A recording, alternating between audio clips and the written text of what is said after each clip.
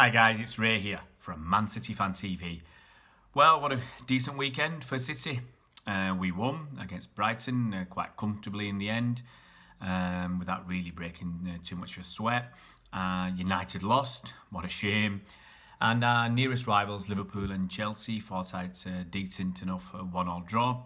And that gets us back to the top of the table. Nice goal difference, nice points difference to some of the clubs outside the top 3 or 4. And yeah, let's see how it goes. And look forward to Liverpool at the weekend. And I think that's probably more than likely the top 2 teams in the league. And I think that's where we'll finish one way or the other come the end of the season. Today, quick updates. I'm going to talk about Kylian Mbappe, Phil Foden, Ben Mendy. We'll talk about City refusing Liverpool's offer of payment for the damage to our bus. And once again, we'll mention the Carabao Cup and Spurs cocking everything up for everybody with their stadium fiasco. Kylian Mbappe. Well, there's... how seriously can you take some of the reports in the media that City are willing to bid around about £200 million for Mbappe to get him from PSG, because PSG are still being investigated by UEFA for financial fair play transgressions potentially. Personally, I don't believe this story. I mean, if you delve a little bit deeper, they're talking about us having to sell players to be able to buy Mbappe. Now, if Mbappe was to be made available by PSG because of problems with FFP, City would not have to sell players to be able to afford him. That's my 100% belief, and that's what makes me think this story is just hot air. It's just another made-up story by someone in the media.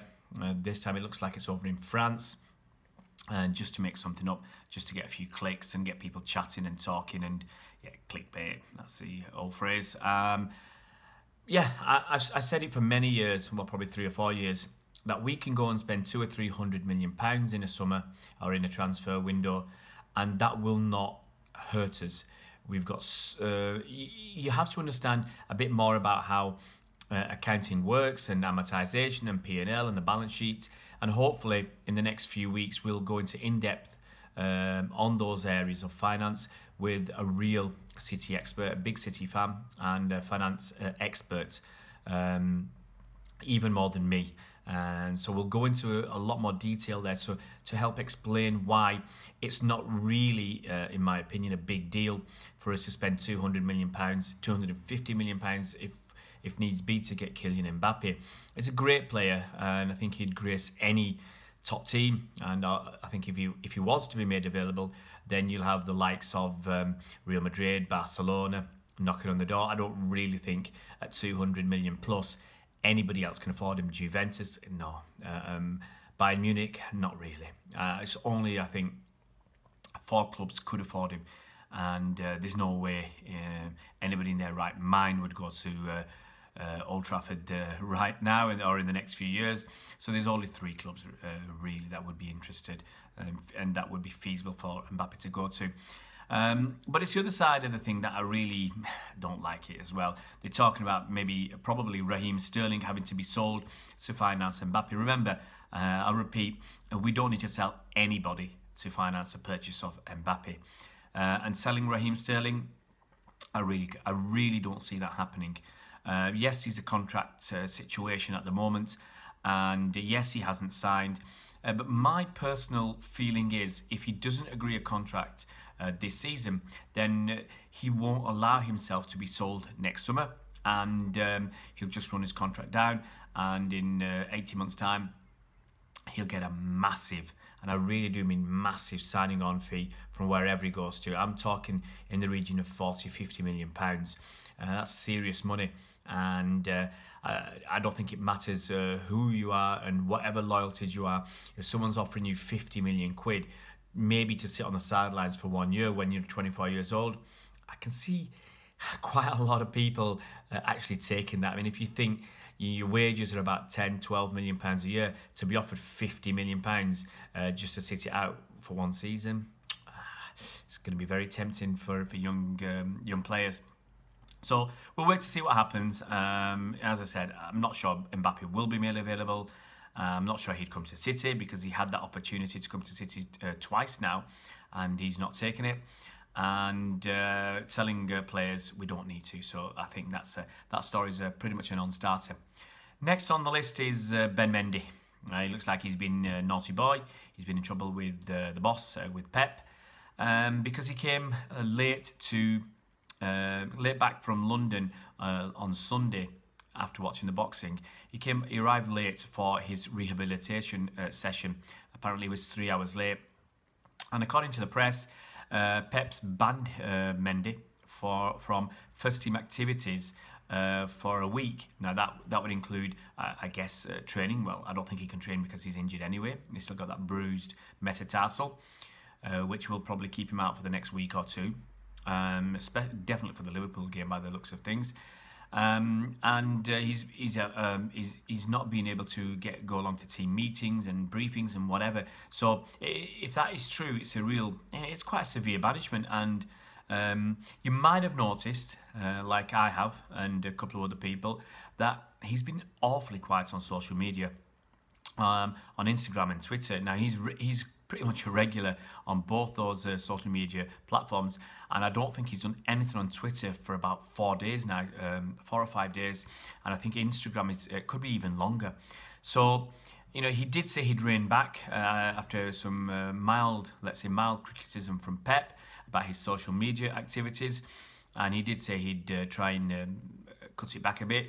Maybe he's done that, and it looks like he's just totally stopped. So it may be that the media is correct and he's got a severe rollicking from the boss, and he's just keeping his head down. You don't want to stick your head above the parapet because, right now, you look at what he offers, and he offers a lot going forwards, but you also look at what Zinchenko's offering and what Delph offers.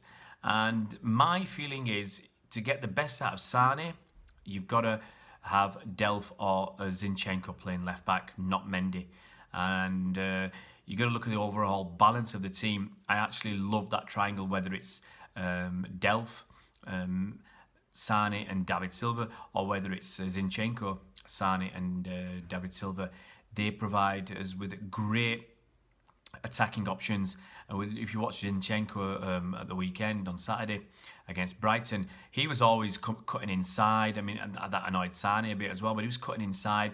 He was getting right up to the penalty area and inside, and he offers a lot more going forward in that aspect. Mendy, I think he offers that blistering pace down the wing and a wicked cross.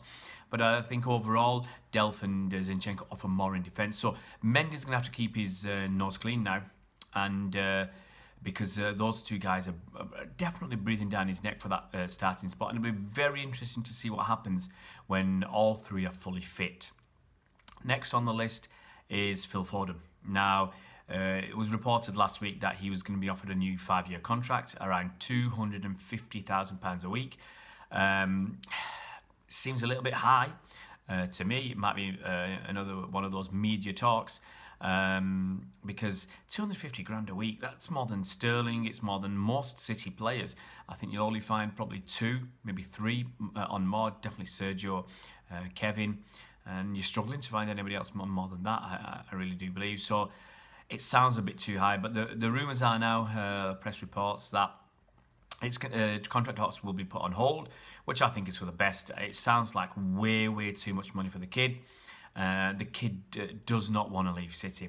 This is his boyhood club. This is his team, and he wants to stay here. I bet you as a one-club player, and he doesn't want to ever leave City. So there's no need, I don't think, at this juncture, to offer him ridiculous, massive contracts.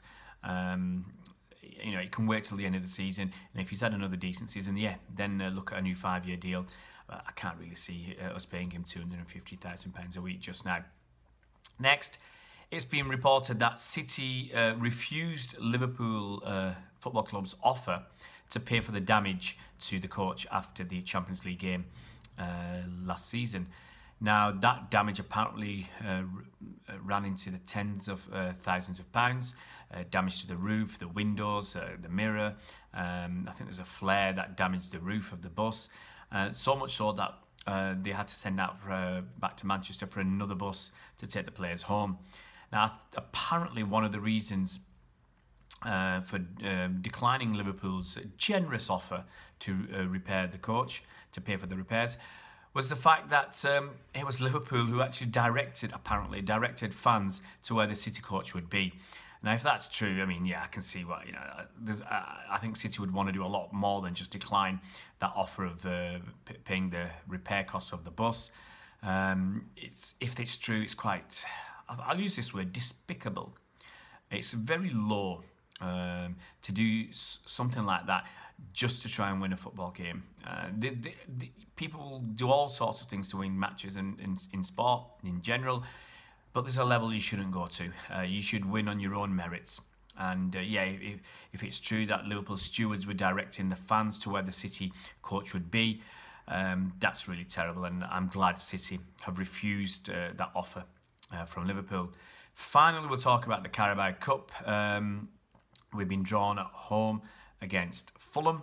Right now, we're just waiting to see when that match will be, because if you remember, because of Spurs' fault, I'm being as polite as I can, keeping it clean for the video, but because of Spurs' diabolical planning and behaviour and greed, I think, we're having to play our game against them on Monday night down in London. And normally the Carabao Cup would be on Tuesday or Wednesday. If it's on Wednesday, we're only having 2 days rest, and we've got a game against, I think, Southampton earmarked for the Saturday. Now, unless things are thrown in the air, I mean, that Spurs game is definitely going to go ahead on the Monday. The Carabao Cup realistically should be on the Thursday, and the weekend game should be on the Sunday. And then we've got the Champions League, I think, on the following Wednesday. It's just too many games in a short space of time. Even if it's spaced out like that, that's 3 days in between games. It's not good for City. It's not good at all, and it's wrong. So fingers crossed, everybody will start to see sense. They'll push the Carabao Cup onto the Thursday so we get a decent enough break and we can pick any players that we want to. We're not worried about players being overexerted and tired and risking further injury. And then hopefully the weekend game will be on the Sunday.